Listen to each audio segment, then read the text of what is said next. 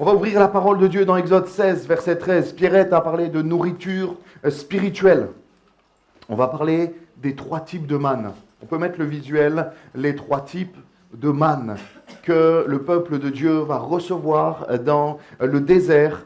Et on va lire dans Exode 16, verset 13, voilà, on voit, j'ai mis du pain derrière, j'ai mis des céréales, j'ai mis, voilà, en tout cas de la nourriture spirituelle. Je ne sais pas si vous avez déjeuné ce matin, mais 3 types de manne, 3 types de bénédictions, 3 types de bénédictions que Dieu veut nous donner et nous communiquer. Exode 16, verset 13, justement cette manne, c'était une nourriture physique et spirituelle aussi, un pain qu'on pourrait assimiler pour nous Français aujourd'hui à une baguette, à un pain que Dieu donnait à son peuple. Exode 16, verset 13. On va rester principalement ce matin dans le livre de l'Exode et ce 16e chapitre. Je suis en train de finir le livre de l'Exode que j'ai fini hier et je le trouve tellement merveilleux ce livre. Il est incroyable ce livre de l'Exode. Exode 16, verset 13. Le soir, il survint des cailles, donc des petits volatiles, des petits oiseaux qui couvrirent tout le champ. Et au matin, il y eut une couche de rosée autour du camp. Quand cette rosée fut dissipée, il y avait à la surface du désert quelque chose de menu, comme des grains, quelque chose de menu comme de la gelée blanche sur la terre. Les enfants d'Israël regardèrent et ils dirent l'un à l'autre, « Qu'est-ce que cela ?» Car ils ne savaient pas ce que c'était. Moïse leur dit, « C'est le pain que l'Éternel vous donne pour nourriture. Voici ce que l'Éternel a ordonné, que chacun de vous en ramasse, ce qu'il faut pour sa nourriture. Un homère, c'est environ 4 litres. Par tête, suivant le nombre de vos personnes. Chacun en prendra pour ceux qui sont dans sa tente, dans sa maison. Les Israélites firent ainsi, et ils en ramassèrent les uns plus, les autres moins. On mesurait ensuite avec l'homère. Celui qui avait ramassé plus n'avait rien de trop, et celui qui avait ramassé moins n'en manquait pas. Chacun ramassait ce qu'il fallait pour sa nourriture. Moïse leur dit que personne n'en laisse jusqu'au matin. Mangez tout aujourd'hui, ne conservez rien demain. Verset 20, ils n'écoutèrent pas Moïse. Et il y eut des gens qui en laissèrent jusqu'au matin, mais il s'y mit des vers, et cela devint infect. Moïse fut irrité contre ces gens. Tous les matins, chacun ramassait ce qu'il fallait pour sa nourriture. Et quand venait la chaleur du soleil, cela fondait. Amen.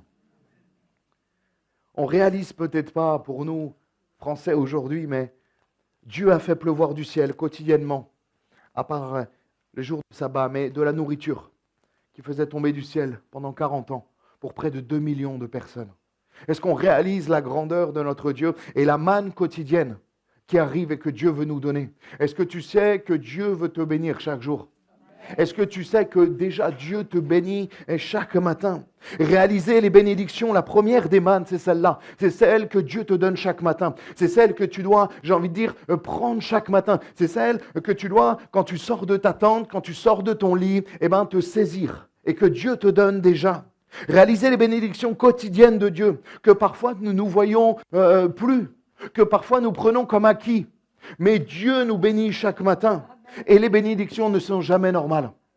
Ce sont toujours des grâces, des cadeaux immérités. Une grâce, ce n'est jamais normal. Une bénédiction, ce n'est jamais normal. Mais nous pouvons parler du souffle de vie, le fait que ce matin, tu te sois réveillé. Le fait que ce matin, tu respires, tu inspires et tu expires, et que tes poumons font le travail qu'ils doivent faire et que tout ton corps se met en marche. Après cette nuit de repos, c'est une grâce particulière. La santé, le fait de pouvoir manger, ton frigo rempli, la nourriture, les vêtements, le logement. Tout ça sont des grâces quotidiennes que Dieu te donne et qu'il faut réaliser. Et non pas tomber dans le fait d'être blasé et de dire « mais c'est normal, c'est juste acquis, c'est juste normal ». Non, rien n'est normal. Quand c'est bon, ça vient de Dieu et c'est uniquement des grâces. Et des fois, on s'en rend compte quand on ne les a plus. Quand notre santé peut-être devient défaillante, quand la situation financière devient compliquée, nous réalisons que les grâces de Dieu sont là chaque matin et qu'elles se renouvellent spirituellement. L'église locale, mon frère, ma sœur, est une grâce. L'église locale est une grâce. La parole de Dieu qu'il nous a laissée dans notre langue natale, en tellement de versions. Maintenant, on a des Bibles pour 2 €. Vous imaginez cette grâce, l'accessibilité de la parole de Dieu. Quelle grâce! Le Saint-Esprit est une grâce incroyable. Est une grâce qui est renouvelée chaque matin. Le Seigneur te laisse, te donne à disposition, j'aime pas trop ce mot, mais il est révélateur, disponible, son Esprit Saint. Alléluia! C'est une grâce. les ministères locaux. Même ton pasteur est une grâce, même si tu ne l'aimes pas trop, même s'il te fatigue. Là, normalement, je ne vous fatigue pas. Ça fait 3 semaines, on ne s'était pas trop vu. Donc là, normalement, vous n'êtes pas trop fatigué de moi. Mais même ton pasteur, ou les pasteurs en général, sont des grâces de Dieu. Les ministères dont les 5 ministères d'Éphésiens sont des grâces de Dieu. Alléluia. Il y a moins de amen pour le pasteur. Mais bon, c'est pas grave. Moi, je vous aime. Et le mot man veut dire qu'est-ce que c'est? Qu'est-ce que c'est? Et des fois, on ne reconnaît pas peut-être les grâces de Dieu. On ne réalise pas les grâces de Dieu. Et d'une manière peut-être inexplicable, surnaturelle, miraculeuse, Dieu veut bénir ses enfants. Dieu veut bénir ses enfants et renouveler ses grâces chaque matin. Parce que c'était tout simplement inexplicable. Ce que Dieu faisait chaque matin en faisant tomber du ciel cette rosée qui était là, cette nourriture spirituelle et physique qu'il donnait à son peuple. Il n'y avait même pas de nom à proprement parler, tellement la grâce de Dieu, tellement la bénédiction de cette manne était surnaturelle, était complètement illogique, était complètement incroyable. Il n'y avait même pas de nom. Le mot manne veut dire mais qu'est-ce que c'est? Et je crois que nous devons réaliser que ce n'est pas le hasard, ce n'est pas qu'est-ce que c'est qui est là, mais ce sont des grâces de Dieu qu'il nous donne et qu'il renouvelle chaque matin. Parce que des fois on ne reconnaît même plus les bénédictions de Dieu dans notre propre vie. Reconnais les bénédictions de Dieu dans ta vie. Reconnais qu'il est bon, qu'il est fidèle. Au matin, il eut une couche de rosée autour du camp. Est-ce que tu demandes la main de Dieu, l'action de Dieu chaque matin quand tu te lèves? Est-ce que tu te mets devant le Seigneur avant de commencer quoi que ce soit? Avant, j'ai envie de dire, allez, peut-être après, juste après le café ou avec le café. Demande la main de Dieu. Demande la main de Dieu pour cette journée. Sors de ta tente et va chercher la manne que Dieu veut te donner à tout pleinement. Confiance dans le Seigneur et dans cette provision. J'ai envie de dire même, as-tu une manne de ce matin? Comme Delphine nous a témoigné, un témoignage de la semaine dernière, de ce qu'elle a vécu encore il y a 2 jours, encore hier. Est-ce que tu as une manne fraîche de ce que Dieu a fait dans ta vie? Où est-ce que tu sors? Excusez-moi, et c'est glorieux, mais les témoignages il y a 30, 40 ans, et c'est beau. Je ne dis pas que c'est pas beau, mais Dieu veut te donner la manne d'aujourd'hui. On connaît ce chant, le pain d'hier est rassis. Merci pour le pain d'hier, il était bon hier et tu nous as bénis. Je priais tout à l'heure pour la fidélité de Dieu dans ma vie. Mais ce matin, quand c'est, et si je vous demandais chacun d'entre vous de donner un témoignage ce matin, de quand date ta dernière manne? De quand date est-ce que le Seigneur a fait de grand dans ta vie? Bien sûr, on parle des petites bénédictions. Il n'y a pas de petites bénédictions, mais des bénédictions quotidiennes. Mais quand est-ce que tu es allé chercher auprès de ton Seigneur une manne actuelle, une manne fraîche d'aujourd'hui? Avec non pas une date périmée, non pas avec les vers, avec quelque chose d'infect qui est là depuis des années et tu parles même peut-être des témoignages des autres. Non, mais une manne fraîche d'aujourd'hui. Demande, cherche cette manne fraîche. La Bible nous dit, celui qui cherche trouve. Demande quelque chose de particulier. Demande de vivre des choses au quotidien avec le Seigneur. Et il y a des bénédictions qui sont, je le crois, pour aujourd'hui seulement et que tu ne peux pas garder pour demain. Vous allez comprendre ce que je vais dire. Demain, peut-être certaines choses vont rassir. Croire que notre Seigneur va encore me donner le pain quotidien demain. On va le voir dans les 3 types de manne. Allez, je spoil la prédication. La première, c'est celle qui dure 1 jour. La deuxième, c'est celle qui dure 2 jours pour le sabbat. Dieu est capable de faire durer la manne 2 jours. Et Dieu est même capable de faire durer la manne plus de 40 ans. Qu'est-ce qu'il y avait dans l'arche de l'Alliance? Les tables de la loi, les 2 tables de la loi. Le bâton fleuri d'Aaron et de la manne. De la manne en souvenir, et c'est la 3e partie qu'on verra. Dieu est capable de faire durer les bénédictions, mais il y a une bénédiction qui est là juste pour aujourd'hui. Est-ce que tu as pris ce matin ta bénédiction pour aujourd'hui? Pas celle de demain, chaque jour suffit sa peine. Et Dieu te donnera une autre manne demain, mais celle d'aujourd'hui, celle qui est fraîche, celle qui aussi va te tenir dans la foi. Parce que si tu avais une provision de manne pour 40 ans dans tes caves, là, dans tes placards, dans tes tiroirs. Mon père, il a commencé à faire des réserves de pâtes. Il se dit, on ne sait jamais, on achète des pâtes. Et il a sûrement raison, mais spirituellement, si tu fais des réserves et tu sais que Dieu va... Tu as déjà les provisions de Dieu, il n'y a plus de notion de foi là-dedans. Chaque jour, sors de ta tente et va chercher la manne. Chaque jour, compte sur la grâce de Dieu. Lamentation 3,22, on le connaît ce verset. Les bontés de l'Éternel ne sont pas épuisées. Ses compassions ne sont pas à leur terme, verset 23. Elles se renouvellent chaque matin. Chaque matin, oh que ta fidélité est grande. Chaque matin, sors de ta tente et va chercher ta manne. Pas celle de ta femme, de ton mari. Pas celle que le pasteur peut-être a donnée. Pas celle qu'on t'a racontée il y a 30 ans. Pas celle que celui qui prêche sur YouTube, là, et que tu connais à peine, te donne. Non. Celle que Dieu veut te donner à toi. Celle que toi, tu dois aller chercher. Sors de ta tente et va récupérer, je veux dire, 4 litres de manne. 4 kilos de manne. Elle se renouvelle chaque matin. Et chaque jour, tu vois la fidélité de Dieu. C'est le pain que l'Éternel vous donne. Exode 16, au début, il nous est dit, c'est le pain que l'Éternel vous donne pour nourriture. Est-ce que tu t'appuies sur ce que Dieu dit? Est-ce que tu crois fermement dans ce que Dieu dit, que chaque jour, il va être fidèle, que chaque jour, il va renouveler ses grâces? Il y a toujours cette part d'incrédulité en nous. On a toujours tendance à vouloir faire des réserves. On a toujours tendance à se dire cette incrédulité qui est attachée à notre cœur en disant « Il a été fidèle depuis 40 ans.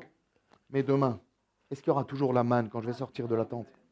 Et on a toujours ce combat en nous en se disant « Mais est-ce que demain, est-ce qu'après-demain, est-ce qu'il va continuer de me bénir ?» Fais taire cette voix et dis « Oui, mon Seigneur est fidèle. Alléluia. » Chaque jour, il me donnera et il s'occupera de moi. La Bible dit qu'il va nous habiller encore mieux que les lys des champs. Il va nous donner à manger encore plus que les oiseaux du ciel, que lui-même nourrit. Alléluia. Ça, c'est mon Seigneur. Il prend soin de nous. Chaque jour suffit sa peine. Chaque jour, il renouvelle ses grâces. Alléluia. Que chacun de vous ramasse ce qu'il faut pour sa nourriture. La version Sommer parle autant qu'il est nécessaire. Autant qu'il est nécessaire. Tu as suffisamment auprès du Seigneur. Tu as assez auprès du Seigneur. Tu n'as pas besoin d'aller ailleurs pour faire tes courses. Il y a tout pleinement en Jésus-Christ. Que chacun de vous en ramasse ce qu'il faut pour sa nourriture. Si tu as des réserves, ça n'est plus la foi. La foi, c'est justement croire que demain, le Seigneur va être fidèle, alors que tu n'as pas encore vu la manne de demain. Tu ne l'as pas encore vue, mais tu sais que Dieu va te la donner au moment voulu, au temps favorable, alléluia. Et tu marches comme ça par la foi en avançant. Chaque jour, le peuple prenait ce qu'il avait besoin, pas plus et pas moins, suffisamment pour que chaque jour tu puisses continuer. Chaque jour, ne fais pas des réserves. Le Seigneur te donnera. Et chaque jour, pendant 40 ans, ils n'ont manqué de rien.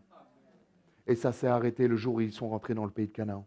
Le jour où ils ont pu cultiver, le jour où ils ont pu faire autre chose, que Dieu a béni d'une autre manière. Mais jusqu'à ce moment-là, Dieu est fidèle. Alléluia. Et ça nous parle de l'éternité, du ciel de gloire, où là, il nous donnera plus cette nourriture d'ici-bas dont nous avons besoin, mais une nourriture spirituelle. Sa présence sera notre nourriture. Alléluia. Et ça sera merveilleux.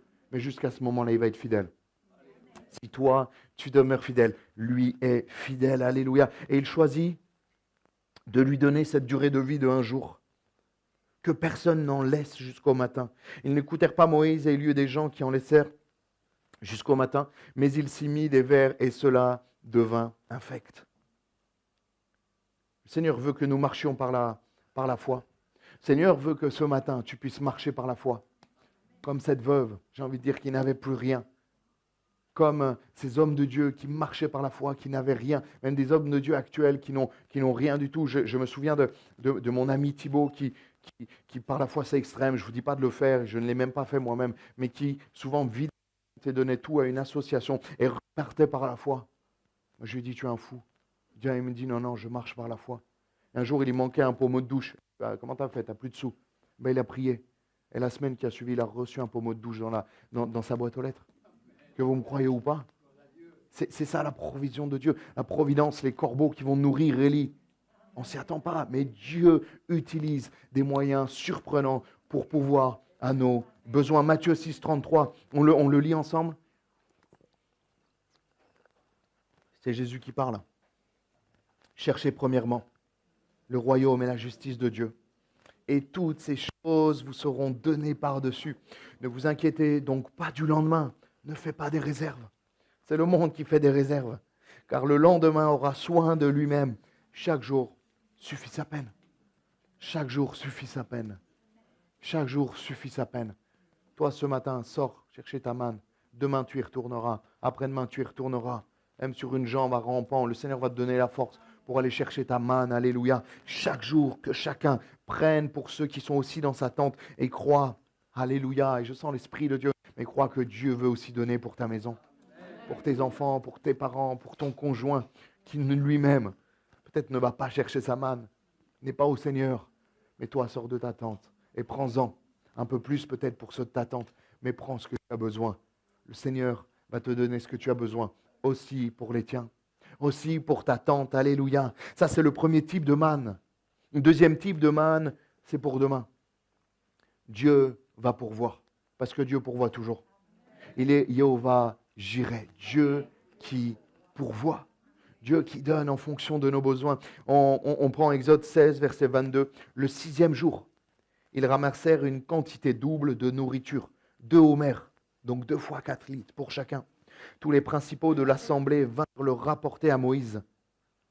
Et Moïse leur dit, c'est ce que l'Éternel a ordonné. Demain est le jour du repos, le sabbat consacré à l'Éternel, consacré à l'Éternel. Ce n'est pas écrit 3 fois, c'est moi qui le lis 3 fois. Faites cuire ce que vous avez à faire cuire, faites bouillir ce que vous avez à faire bouillir, et mettez en réserve jusqu'au matin tout ce qui restera, et le laissèrent jusqu'au matin, comme Moïse l'avait ordonné. Et cela ne devint point infect, et il ne s'y mit point de verre. Moïse dit, mangez-le aujourd'hui, car c'est le jour du sabbat. Aujourd'hui, vous n'en trouverez point dans la campagne. Pendant 6 jours, vous en ramasserez, mais le 7e jour, et qui est le sabbat, il n'y en aura point.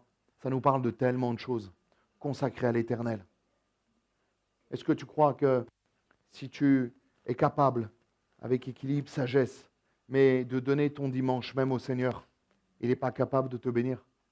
Je me souviens d'un témoignage dans mon église natale. Il y avait un frère, on me l'a raconté, j'étais déjà plus à l'église, mais il avait un restaurant, je crois que c'était un flunch, une chaîne, je ne sais plus exactement le nom du restaurant. Il faisait son plus gros chiffre le dimanche. Le dimanche midi était semblable même au samedi, et vraiment il y avait beaucoup de monde, toutes les familles venaient le dimanche, et à un moment donné, dans un temps de jeûne, il est repris dans son cœur, et Dieu lui dit, mais consacre-moi ton dimanche. C'est facile quand on est pharmacien ou quand on est professeur, c'est facile de donner son dimanche. Eh oui, mais là, quand on est restaurateur, Seigneur, c'est ma plus grosse journée. Seigneur, je fais comment? Même économiquement, je vais devoir licencier. Il n'a pas commencé à réfléchir. Il a donné son dimanche. Vous savez quoi? Les semaines d'après, son chiffre d'affaires doublait les samedis. De manière miraculeuse. Son chiffre d'affaires doublait le samedi. Donc il gagnait encore plus d'argent parce qu'il avait les économies du dimanche, où il payait double ses salariés. Et il a économisé. Mais quel acte de foi!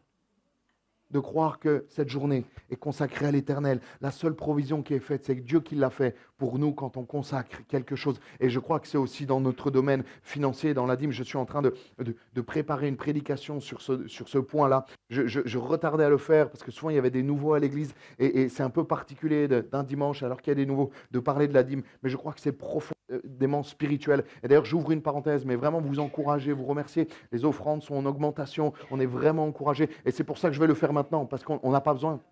C'est au moment où on n'a pas besoin, parce que toi, tu as besoin d'avoir un jour, d'avoir une partie de ta vie consacrée au Seigneur, d'avoir un acte de foi en te disant, je ne sais pas comment je vais faire, mais le Seigneur va pourvoir en toute chose, si tu le mets en premier. Et je crois aussi de ton temps, donner ta dîme de ton temps pour le Seigneur le dimanche, et aussi avec la prière. Donner de ta dîme, de ton temps, de mettre le Seigneur en premier dans ta vie. Je crois que c'est important de mettre un stop, de venir ce jour-là à l'église avec les frères et sœurs et de dire, Seigneur, ce jour-là, il est pour ma famille, il est pour me reposer, mais il est aussi et surtout pour toi. Alléluia. Dieu connaît, Dieu sait ce qui se passe dans ta vie et ce qui se passera demain.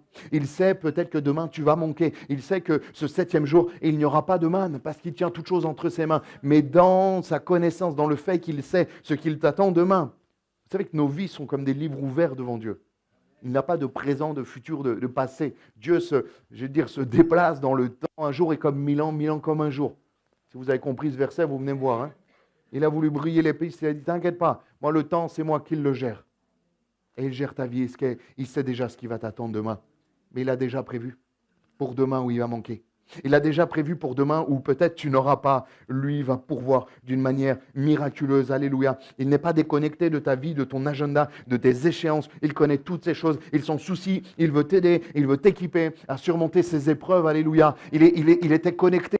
Dieu n'est pas un Dieu juste céleste qui est dans le ciel et qui est complètement déconnecté de nos petites vies. Il se connecte à nos agendas et il regarde. Excusez-moi, il sait déjà que le 7 au 11, on a un jeûne et prière. Il savait déjà que 40 ans plus tard, le peuple allait rentrer dans le pays promis et qu'il allait pouvoir arrêter la manne. Il savait que le 7e jour, c'était le 7e jour. Il savait que le 6e, il devait donner une manne particulière. Du 1 au 5e jour, c'était des mannes d'un jour, périssables. Il devait marcher par la foi. Mais il savait que le 6e jour, c'était une manne un peu améliorée qui durait pendant 48 heures. Il sait tout ça. Et il sait ce que le lendemain va enfanter dans ta vie. Et il va pourvoir en toutes choses. Il pourvoit pour que tu le mettes en premier dans ta vie et ton temps, dans tous les domaines. Moi, je pense que le peuple de Dieu, ils devaient dire ils devaient douter comme nous, je pense. Ils étaient incrédules un peu comme nous. Hein. Qui se reconnaît des fois dans le peuple de Dieu, hein? Les autres, vous prierez pour nous. On a besoin de votre foi, on a besoin vraiment. Et je me dis, le 5e jour, au soir, ils devaient se dire, mais est-ce que demain, quand même, il y aura le double? Est-ce que demain, Dieu va donner le double de la manne? Est-ce que Dieu n'a pas oublié que après, c'est ça va et qu'on n'aura pas de manne? Dieu ne se trompe jamais. Dieu n'oublie rien. Moi, j'oublie tellement de choses. J'oublie tellement de choses. L'autre fois, on m'a rappelé l'anniversaire de l'un de mes meilleurs amis. J'ai oublié l'anniversaire de mon neveu. C'est terrible. Mon frère, il m'appelle. Je dis, ça va, ça va. Il me dit, ouais, c'est l'anniversaire de ton neveu. Je dis, bah, bien sûr. Hein, et j'ai bluffé un peu. Et bon, ils le savent, je suis comme ça. C'est terrible pour les dates. Mais Dieu n'oublie pas.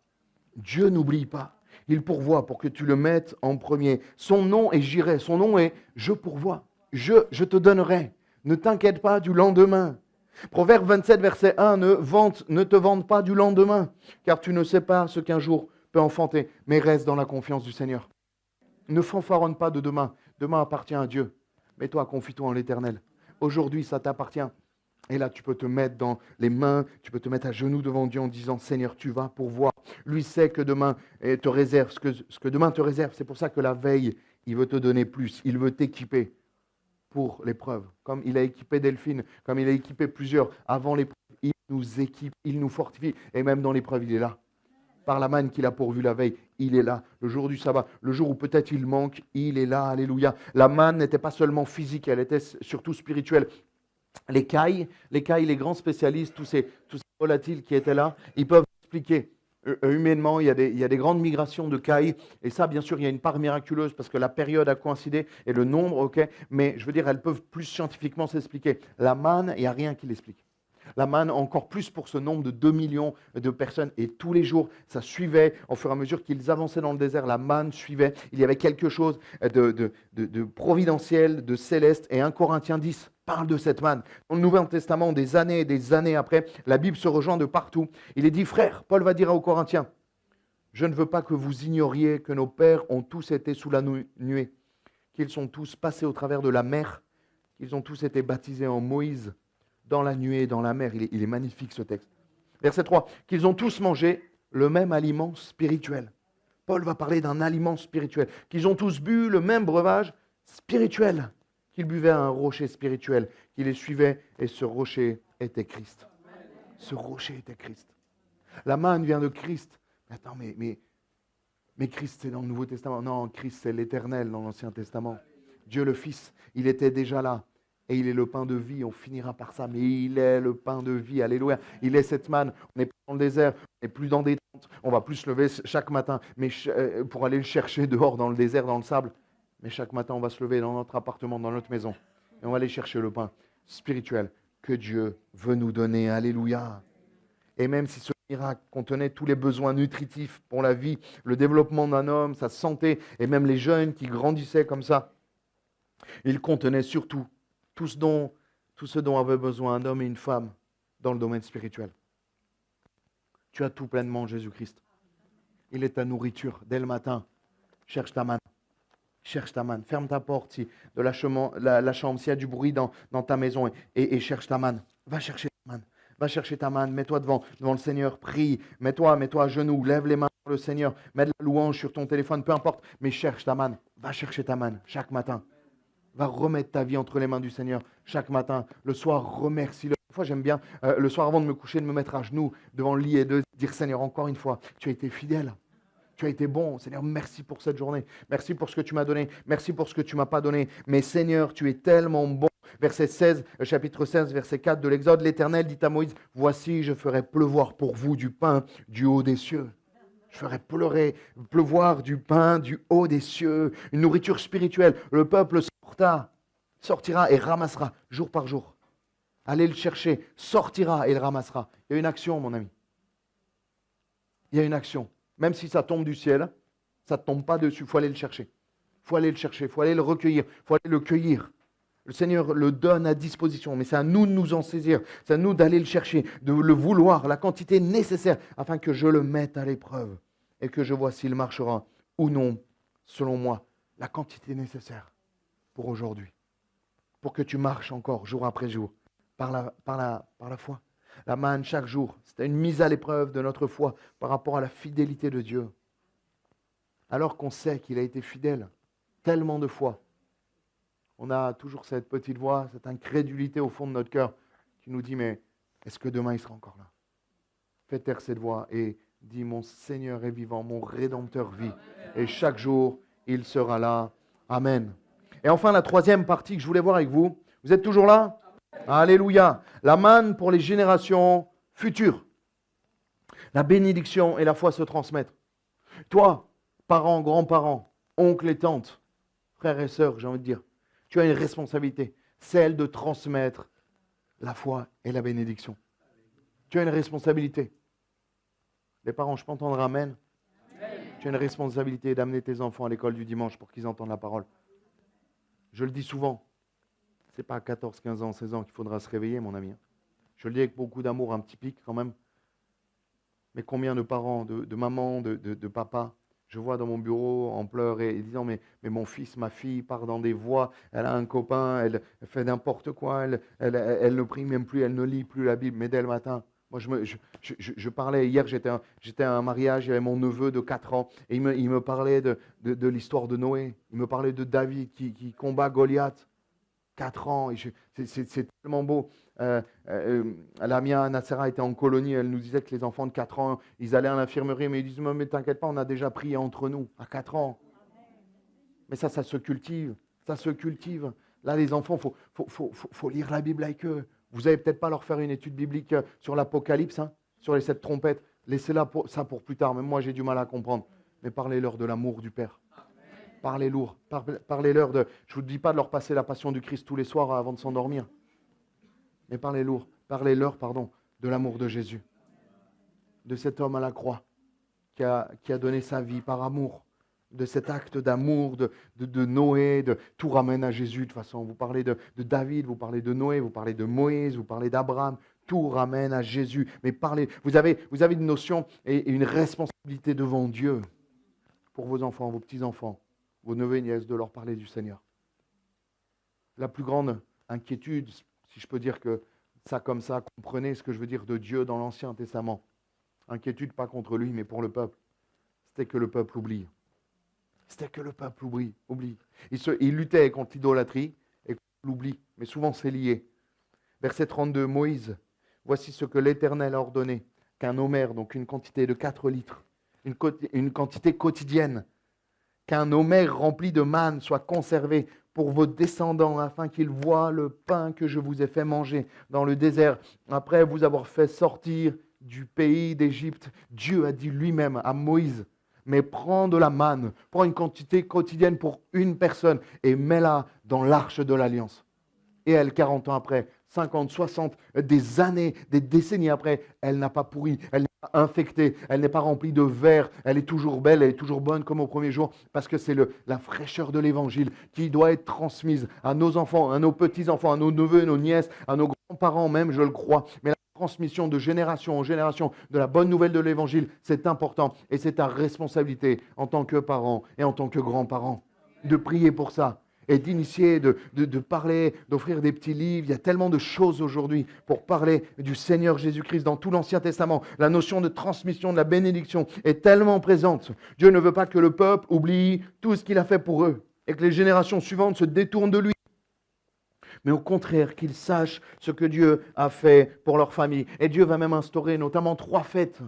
3 fêtes, toutes les fêtes des Juifs, toutes les fêtes du peuple de Dieu sont là.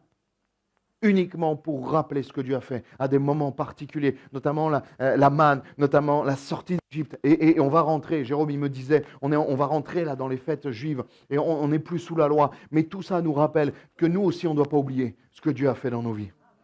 Nous on ne doit pas aussi oublier ce que Dieu a fait dans nos vies. Notez ce que Dieu a fait dans vos vies. Mettez-le dans vos Bibles et rappelez-vous. Psaume 78, verset 4, nous le cacherons point à leurs enfants. Nous dirons à la génération future les louanges de l'Éternel et sa puissance et les prodiges qu'il a opérés. C'est tout ce que ça vous fait. Moi, je trouve merveilleux ce psaume. Nous ne le cacherons point à leurs enfants. Nous dirons à la génération future. Alléluia. Les louanges de l'Éternel et sa puissance, que les prodiges qu'il a opérés. On devrait l'écrire dans les salles de club, ce psaume. Nous ne le cacherons point à leurs enfants. Nous dirons à la génération future.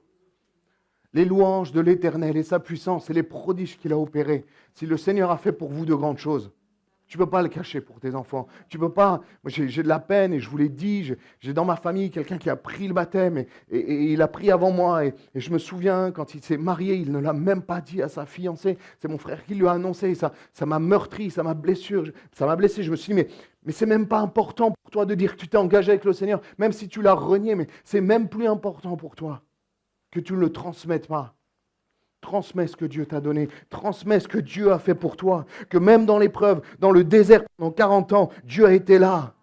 Delphine, dis-le à tes enfants, tes petits-enfants, que même là, il y avait des suspicions de cancer, 3 cancers, mais Dieu a été fidèle. Là, il y a quelques mois, début d'année, le liquide que tu avais dans le ventre, transmets-le à tes enfants, que chacun puisse transmettre ce que Dieu a fait, que nous, premièrement, nous ne l'oublions pas pour pouvoir le transmettre d'une manière correcte, vraie, et que ça puisse nourrir la foi de nos enfants, alléluia, et de nos petits-enfants. Nos enfants ont besoin de l'entendre.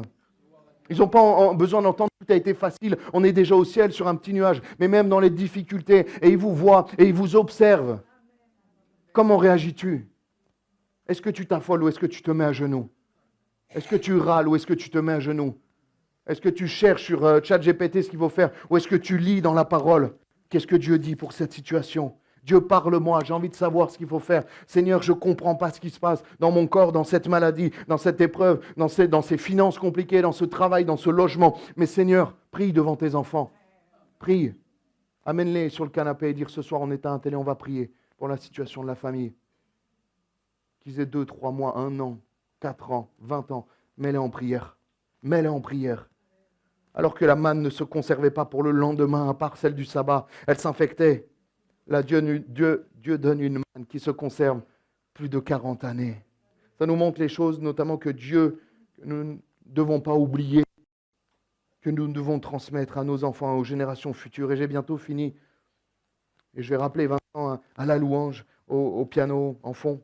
Les enfants d'Israël mangèrent la manne pendant 40 ans, jusqu'à leur arrivée, verset 35, à un pays habité. Ils mangèrent la manne jusqu'à leur arrivée aux frontières du pays de Canaan, jusqu'à ce que tu aies plus besoin de la manne, jusqu'à ce que tu aies plus besoin et que tu sois dans le ciel de gloire, que tu sois auprès de lui, le Seigneur sera fidèle. Pendant 40 ans, pendant 1 an, pendant 2 ans, pendant 70 ans, le Seigneur sera fidèle. Ne te lasse pas des bénédictions de Dieu, ne te lasse pas et ne crois pas que ces bénédictions sont indues, sont normales. Nombre 11, verset 4, le ramassis de gens. Là, la Bible va parler d'un ramassis de gens. J'espère que Dieu ne nous décrit pas comme ça, moi ça me ferait du mal. Qui se trouvait au milieu d'Israël, fut saisi de convoitise. Et même les enfants d'Israël recommencèrent à pleurer et dire, qui nous donnera de la viande à manger? Nous nous souvenons des poissons que nous mangions en Égypte, qui ne nous coûtaient rien, des concombres, des melons, des poireaux, des oignons et de l'ail. Maintenant, notre âme est desséchée, plus rien. Nos yeux ne voient que de la manne. Ramassis de gens. Vous étiez esclaves. J'étais esclave. Tu n'avais pas de viande. Les esclaves, ils n'ont pas de viande. Ça, c'est une légende, ça. Les esclaves, ils ont juste assez pour subvenir à leur vie, pour rester en vie un jour de plus. C'est pas ce que Dieu veut te donner. Les esclaves, ils ont juste un peu plus pour qu'ils aient un peu plus de force, pour faire plus de travaux, pour être plus exploités. Et Dieu veut te donner juste pour te bénir. Ne te lasse pas comme le fils prodigue. Le frère du fils prodigue, vous savez, celui qui est resté et qui ne réalisait pas ce qu'il avait dans la maison du Père. N'envie pas ceux du dehors. Mais Nombre 21, verset 5 me dit, il n'y a point de pain, il n'y a point d'eau, et notre âme est dégoûtée de cette misérable nourriture. Ils vont parler comme ça de la provision de Dieu. Alors que Exode 16, 31 me dit, à la fin du chapitre 16, que la manne, elle avait un goût de gâteau au miel. De ce que Dieu nous donne, c'est un goût de gâteau au miel. Et des fois, on dévalue ce que Dieu nous donne. On se dit, mais le monde a mieux à offrir. Le monde laisse toujours un goût amer, le lendemain ou le surlendemain. Quand tu fais une soirée, même le goût amer, des fois, il est dans ta tête tellement t'as bu. Moi, je veux la manne spirituelle. Je veux le gâteau de miel. Je veux le gâteau de miel. Et alors qu'on va fermer nos yeux, on va prier. Ne regarde pas ce que tu as lâché, ce que tu as perdu pour suivre le Seigneur. Il te le rendra au centuple. Il te le rendra au centuple. Et il nous est dit dans l'Apocalypse 2, 17, à celui qui vaincra, c'est les lettres aux églises, je donnerai la manne cachée. Bien sûr, ça nous parle aussi de ce temps avec le Seigneur dans son ciel de gloire. Je crois qu'il y a encore aujourd'hui, le 23 août 2026, il y a encore une manne cachée pour chacun d'entre nous que tu dois aller chercher. Une manne cachée que tu dois aller chercher dans ta vie. Sortir de ta tente et aller chercher. À celui qui vaincra, je donnerai de la manne cachée. Je lui donnerai un caillou blanc. Et sur ce caillou, il est écrit un nom nouveau que personne ne connaît, si ce n'est celui qui le reçoit. Chaque matin, lève-toi et cherche ta manne que Dieu a pour toi. Et enfin, je finis par ce verset, Jean 6, 32. Jésus leur dit, en vérité, je vous le dis, Moïse ne vous a pas donné le pain du ciel, mais mon Père vous donne le vrai pain du ciel. Car le pain de Dieu, c'est celui qui descend du ciel et qui donne la vie au monde. Et lui dire, Seigneur, donne-nous toujours ce pain. Seigneur, notre Père et notre Dieu, nous te prions et nous te disons, Seigneur, donne-nous toujours notre pain quotidien. Donne-nous toujours ce pain, Seigneur, dont nous avons besoin. Et nous croyons que tu nous le donnes, Seigneur, chaque matin. Merci pour le pain d'hier. On veut celui d'aujourd'hui. Merci pour demain, mais là, on veut celui d'aujourd'hui, Seigneur. Merci parce que tu vas pourvoir en toutes choses. Merci parce que tu es Jéhovah, Jireh. Merci parce que tu es tellement bon, Jésus. Merci parce que tu es tellement bon, Jésus. Dans le nom puissant de Jésus, je te demande de bénir mes frères et sœurs. Je te demande de les bénir, de les accompagner, de les fortifier, de les encourager. À toi la gloire, Jésus-Christ. À toi l'honneur, la puissance. Seigneur, on veut continuer à marcher, suivre cette nuée. La journée, cette colonne de feu la nuit. Seigneur, on veut la suivre. Coûte que coûte, Seigneur, jusqu'au moment où tu vas arrêter cette manne parce qu'on sera avec toi. Le pain éternel, le pain de vie. Seigneur, nous te bénissons et nous te louons. Fortifie celui qui est fatigué. Fortifie celui ou celle qui doute de la manne de demain. Fortifie celui qui ne va plus chercher sa manne depuis bien longtemps. Renouvelle-la, renouvelle-le, pour qu'il puisse reprendre la course et sortir de sa tente pour aller chercher cette manne dont il a besoin. Seigneur, aide-nous à en ramener pour notre tente, Seigneur, pour notre famille. Bénis ma famille, bénis la famille de mes frères et sœurs. Dans le nom puissant de Jésus, nous avons besoin de toi. Qu'on puisse ramener peut-être de la manne à celui qui n'arrive même plus à se déplacer, peut-être spirituellement, pour l'aider à repartir avec toi. Dans le nom de Jésus, tu es tellement bon. Merci pour la manne quotidienne, pour le souffle de vie, la santé, pour mon frigo rempli, pour mon lit, Seigneur, pour l'eau chaude que j'ai, pour l'eau fraîche, pour tout ce que j'ai, Seigneur, pour la voiture, pour le travail, pour tout ce que tu me donnes, pour le confort, Seigneur, merci. Enlève, Seigneur, la convoitise de ma bouche, Seigneur. Je suis tellement un enfant pourri gâté, Seigneur. Aide-moi à reconnaître toute la manne que tu me donnes chaque jour. Je te bénis, je te loue pour tout ce que tu m'as donné. Tu m'as donné au-delà de mes besoins, Seigneur. pour tout ce que tu ne m'as pas donné pour me préserver. Bénis mon frère, ma sœur, donne à celui qui a besoin, Seigneur. Aide-nous à dépendre de toi chaque jour. C'est ça la foi, Seigneur. Aide-nous à dépendre de toi chaque jour. Dans le nom puissant de Jésus, je t'ai prié. Bénis notre petit troupeau, notre église de l'Ariane. Bénis nos amis, nos frères et sœurs sur YouTube. Ceux qui vont réécouter cette prédication. Donne-leur, Seigneur, de trouver une église locale et d'aller chercher la manne, Seigneur. De mettre ce jour à part, ce 7e jour à part pour toi. Nous avons tellement besoin de toi, Jésus. À toi la gloire. Amen. Amen. Seigneur est bon, frères et sœurs. Seigneur est tellement bon. Alléluia. Je crois qu'on a fini le culte. Alléluia, la présence de Dieu est bonne. Alléluia. Eh bien, allez, on va lire la Bible, Apocalypse. Que Dieu vous bénisse. Je me tiens à votre disposition. Vous avez tous mon numéro si besoin. N'hésitez pas, soyez bénis, soyez abondamment bénis.